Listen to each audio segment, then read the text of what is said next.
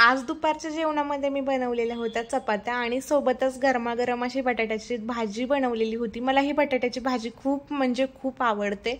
मला त्याच्यामध्ये शेंगदाण्याचा कूट वगैरे काही म्हणजे कांदा वगैरे लसण काहीच टाकायला लागत नाही। फक्त तेल टाकायचं, जिरे मोहरीची फोडणी द्यायची, थोडासा कढीपत्ता टाकायचा, गावरान कढीपत्ता असेल ना तरी वास एकच नंबर येतो। आणि त्याच्यामध्ये बटाटा सगळा फ्राय करून घ्यायचा।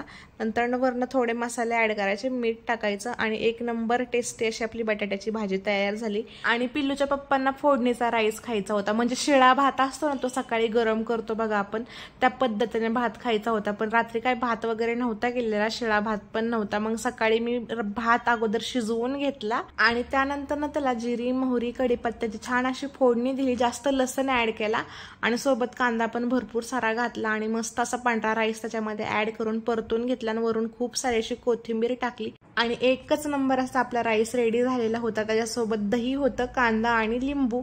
तर असं साधं सिंपल हे दुपारचं जेवण होतं। तर आता आपण भेटूयात नेक्स्ट